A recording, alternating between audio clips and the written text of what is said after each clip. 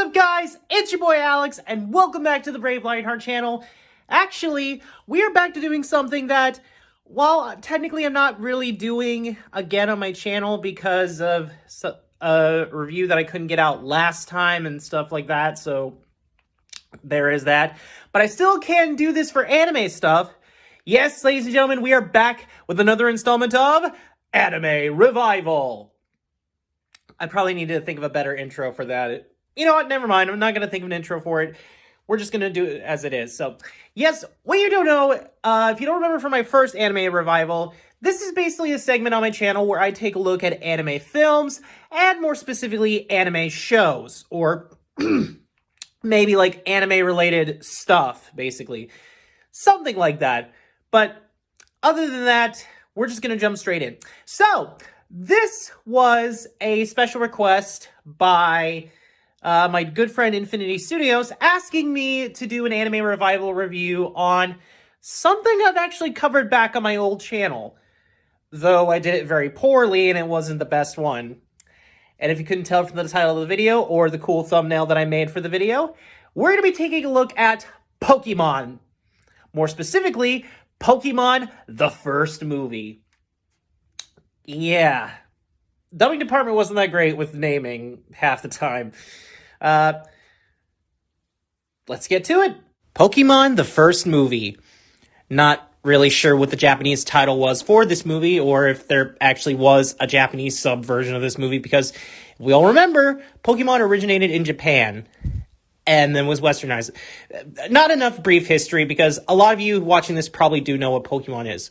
Anyway, Pokemon the first movie was, as its title, the first official Pokemon film to ever be released in theaters for Pokemon fans around the world. And a lot of mixed, reviews about it. Some people liked it, some people didn't, and others, I think, were kind of in the middle between it. And me, personally, I'm sort of in between on it. I mean, at one point when I was younger, I did love the Pokemon movie, and now as an avid Pokemon fan and Digimon fan, kind of battling between the two, it's kind of complicated. Before we do start this off, I do want to mention that Infinity Studios wanted this to be a special tribute to the voice actress, or voice actress that basically passed away recently. I forgot the name. I'm probably going to have to look up who it is before I finish off this review.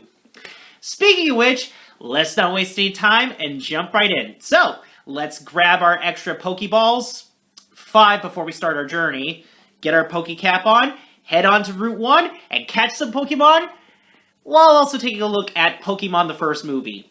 And I promise you, there's going to be no more Pokemon jokes after that. I swear. I don't know. Maybe I'll think of some while we're doing this review. Anyway, now I know a lot of you remember that this movie actually started off with a Pikachu short called Pikachu's Vacation. And while that is a short and it doesn't really have anything to do with the plot of the movie, I'm just going to say it's enjoyable because it's mostly Pikachu and the Pokemon of our 3 main characters that we've followed throughout the entire series. And I think it's good.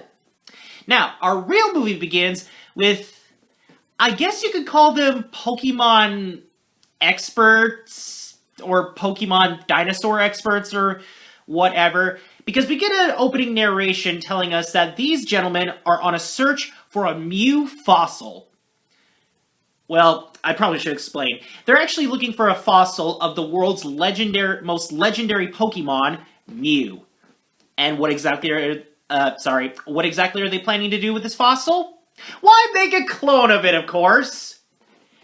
And we all know how it went down in Jurassic Park. Clearly you can feel and see the bloodstains still there at the island where everything was left.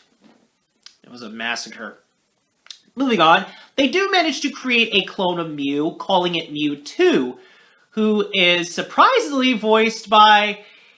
I probably should look this up because it's been a while. It's been a long time since I've seen Pokemon the first movie, so I don't really remember any of the English voice actors, or the English dub voice actors. Sorry, I had to get that correct. But anyway, Mewtwo doesn't understand why he was created, but the scientists tell them that Basically, he was just there to be used as human experiments and basically tested on. This makes Mewtwo's little nub claw hands just clench in anger. So he does what every clone experiment does. Destroys and blows up the place, killing millions and millions of scientists. Though leaving one alive to say that they succeeded creating the world's strongest Pokemon. I have to disagree with you on that because later years we get way stronger Pokemon than Mewtwo ever was. It's kind of sad, don't you think about it? That Mewtwo was once known as like the world's strongest Pokemon, but now his power dwindles into almost past other Pokemon, but other Pokemon are just as strong as he is, or even stronger. Sad, people. Really, really sad. Moving on. Mewtwo, however, is not done being experimented on because now he's captured by Giovanni, who surprisingly likes to stay in the shadows a lot, like Batman. Jeez, now I can just imagine him going, "I'm Giovanni, the leader of Team Rocket." I can't do the Batman voice. I can't do the Christian Bale Batman voice that well. Moving on, Giovanni basically says that his purpose on this Earth is to serve its master, i.e. what the Pokemon does. Not really bond with them, you know, what the anime taught us. Just serve its master and beat the crap out of other Pokemon, or possibly kill them in the process. Yeah. Pokemon is harsh half the time. So, once again, Mewtwo blows up the lab and says that he'll swear vengeance on humanity. And where are our heroes at this time? Just enjoying themselves on a hill in a random plain, I guess, while Ash is complaining about being hungry, which I'm sure he probably ate earlier, but then again, we were all his age when he was... Wait, so Ash was 10 years old, though technically he looks like a 12-year-old. Oh no. It's the time paradox again. Ash ages back to 10 years old every time in every episode. It's all true! Sorry, it was a conspiracy theory that I found out online. Anyway, what exactly does happen for our heroes next? Well, this random pirate guy shows up, says he's looking for Ash Ketchum and wants to challenge him to a Pokemon battle. And fun fact about this pirate character, he never shows up in the rest of the movie. He's just a random person for him to battle. Yay, Pokemon! Though, speaking of Pokemon, we do get a redone version of the theme song, and it's actually pretty catchy, and honestly, the soundtrack to the movie was awesome. I used to own it back when the movie came out. Or, I own it years later. Again, my brain is just when it comes to that. So, pretty much after defeating the random pirate guy, they decide to just eat, and are actually watched by our bumbling trio of idiots, Team Rocket. With, of course, their talking Pokemon, Meowth. Rest in peace, the voice actor that passed away, whatever their name was. Again, I'll look it up once I finish stuff, or like when I'm finished with this review, or possibly near the end. Anyway, actually what does happen next is a random lady basically is talking to some Darth Vader person in a tower or something, and sends out a random Dragonite to send them an invitation. The invitation being for Ash and his friends and a bunch of other Pokemon trainers to come to an island and face the world's strongest Pokemon master. Now, of course, the twist of this does come a bit later, and it kind of was a surprise to me how exactly this person was able to do this, or how this character was able to orchestrate all this. Oh yeah, and speaking of the other trainers, yeah, they never show up in the series again after the first movie. They were just introduced for the film just to lose to... I'll make a surprise once we get into the second half of this review. So, Ash and them decide to go off to the island, but it's during a very, very terrible storm. Yeah, surprisingly that happens, but hey, they survived way worse. Ash had to survive the cold with his Pokemon while they were all in a cuddle pile. And honestly, it's just adorable. Oh, by the way, I did look up the name of the voice actress that passed away that this video is dedicated to. It's Maddie Blaustein. So it makes me right that it was a voice actress, but I hope I said that last name correctly. Anyway, moving on. You're all probably wondering, since Mew was mentioned at the beginning of this movie, where has it been this whole time? Not really doing much, just messing around, basically, and just doing, like, kid stuff. I guess you could say Mewtwo does have... sorry, Mew does have that kind of, like, childlike innocence throughout this movie, and it takes up a lot of the runtime. So, anyway, our heroes managed to make it to the island along with the other trainers, though the trainers got there first, and the room goes silently dark, as the random lady, who, spoiler alert, is Nurse Jenny, just disguised as a random lady and, possessed or controlled by Mewtwo. Well, I already ruined the surprise. Yes, it was Mewtwo that basically orchestrated the whole Pokemon Master battling trainers thing. Just, I guess, to get rid of humanity and free the Pokemon. I guess? Yeah, his plan is not really explained that well in this movie. He just hates humans and now just decides, yeah, I'll just battle a bunch of kids, not really take my anger out on humanity. Just battle a bunch of kids and free their Pokemon and then grow my army of clone Pokemon and not use the regular Pokemon that I freed or anything. I'm kind of dumb that way.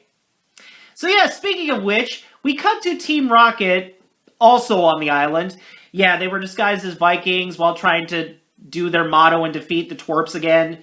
Yeah, again, they called them that. But they got washed up on the island somehow and have been sneaking around Mewtwo's fortress until they come across some pods that hold clone Pokemon. Not sure how he basically did all that, how Mewtwo did that, when he basically destroyed all the equipment that the professor used, though maybe he mastered in mechanics before he decided to take over the world. Yeah, I could see Mewtwo going to a college, getting his master's degree in engineering and building and robotics, and then basically killed the entire college, along with the professors and the staff that did nothing to him. Mewtwo can be kind of dark like that. Anyway, so now it's time for an epic Pokemon battle with Mewtwo. Two trainers go up with one Pokemon each, and they easily get stomped on. And Ash decides to bring out Charizard, who I will admit has a cool scene, because it's at this point where Charizard doesn't really, respect Ash at this point, because he's kind of a jerk, actually. I guess when he was Charmander, he was more respectful, but when he grew up, he went through his teenage phase way too early. But anyway, the cool scene he actually does try to attack Mewtwo, though Mewtwo has water abilities, though even though he's a psychic type. I'm guessing with his psychic abilities, he could manipulate water or something. Now I'm just wondering why Mewtwo didn't become a waterbender, or worse, a bloodbender. Oh, could you imagine that? Ugh, Mewtwo with bloodbending powers. That would be terrifying. Anyway, so yeah, Mewtwo basically defeats the Pokemon, captures them with his own cool design for a Pokeball, and captures Pikachu after all this. And Ash decides to go after them, and easily getting past Team Rocket, basically destroys the machine with his raw strength, freeing Pikachu, Bulbasaur, and Squirtle, literally just freeing them easily. There's that raw 10-year-old strength that Ash has. Ugh. Again, the time paradox. But anyway, possibly the coolest moment in this movie happens. As Mewtwo's island is almost getting destroyed or changing, Ash comes out of the fog and smoke with an army of the captured Pokemon to fight the clone Pokemon. And it's kind of a Avengers Infinity War kind of thing going on. Before that, an Endgame came out. Something like that. Though Ash does have the dumbest idea and just goes straight to punch Mewtwo, forgetting that he has psychic powers. Idiot. Or, as Napoleon Dynamite would put it, idiot. Anyway, the battle goes on, and we actually get another good song from the soundtrack. Though they do try to make it sad with, saying that Pokemon are not meant to fight, but they're meant to, love each other and love their masters. Then again, why do you force them to fight each other every single day? Die! Even Meowth even gets a scene with his doppelganger or his clone talking about how they all need to be together and yada yada yada. But that doesn't stop Mewtwo and Mew fighting each other, so there's one thing they have to do. Ash, being the idiot, runs up to them having an Energy Dragon Ball Z Clash battle and gets in between them and straight up dies. Okay, he's turned to stone, but he ain't moving and his heart is not beating. He dead. He is freaking dead, people. And I will admit this actually got me teary-eyed a bit, seeing Pikachu trying to move Ash and shock him back and seeing Pikachu cry. It's sad when you see a Pokemon cry, honestly. It's really sad. Though, of course, the Pokemon save them with their magical tears. It's not explained how they have that ability. They just do. Heck, even the Pokemon clones have that. And it's at this point Mewtwo realizes that, yeah, humans and Pokemon are meant to be together. Really dropped the ball on that one, Mewtwo. Anyway, Mewtwo basically then takes all of his clone Pokemon off the island so he could leave, and proceeds to wipe everyone's memory. Yeah, it just goes back to the beginning where Nurse Joy is actually still alive and not missing, and everyone was about to go to the island.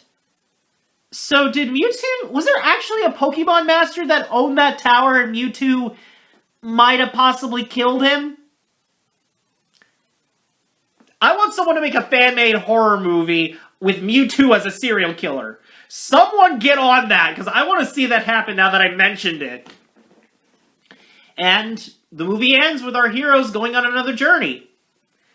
Like every episode of the show. And there you have it, guys. That was my review on Pokemon the first movie. And it was a little bit better than I did on my old channel, basically. So, what are my thoughts on this movie? Well, considering it's been a long time since I've seen this movie, and now I'm more particularly a Digimon fan, though occasionally I will revisit Pokemon a while, and hey, I'm liking Pokemon Shield, and I heard the news about the new Pokemon Violet and Pokemon Scarlet coming out, so I'm excited for that, and the new starters kicking off Gen 9. I gotta say, it's okay. I would say it's an average film for, like, if you're a kid and you love cute, like, animals that fight each other and almost kill each other. But hey, you might enjoy it. As a Pokemon fan, though, I still kind of enjoy it. The characters are all there, a lot of the voice actors are there, you know, everyone's just there. I will say it's questionable about the villain of the movie, Mewtwo, considering he's basically just... Yeah, I hate humanity because I was created in a lab and was forced to be an experiment. But, you know, I'm gonna save the Pokemon that really don't want to leave their trainers because, you know, they've been training hard and, you know, bonding with their trainers and all that. I will say, though, I did like his voice. I sadly did not get a chance to look up the voice actor for him. I would assumed it was Dan Green or something because, come on, Dan Green has a good voice. He has a good voice to play any character that he's in. I may be wrong. You guys let me know in the comments section who his English dub voice actor was, because I clearly forgot what it was. The animation is really good, and it would be animation that was used later in the later Pokemon movies, the other two that came out, you know, Pokemon 3 and Pokemon 2000. Weird title for a sequel film that really has nothing to do with anything of the first movie. Heck, even the third movie doesn't really have anything to do with the other two. Except it has Pokemon in it. Why did they make a trilogy of those if they had nothing to do with each other? I guess because they wanted to make them like really long episodes of the show. Which honestly, that's what this movie kind of feels like. But anyway, what do I give Pokemon the first movie? I'm gonna give it a solid 7 out of 10. I mean, if you're an avid Pokemon fan and you love seeing the characters you grew up with, this definitely is a movie for you. If you're a Pokemon fan that's going to question the things that this movie does, you still might enjoy it just for the animation and the characters and the fights, because they're pretty fun to watch. Anyways, thank you all for watching this video. That is not my outro. Give me a second. Anyways, thank you all for watching this video. Don't forget to hit that subscribe button and click the notification bell to never miss a video. Or a new video in that order. You know what I mean. Anyways, with that being said, I will see all you awesome guys and gals later. Bye-bye!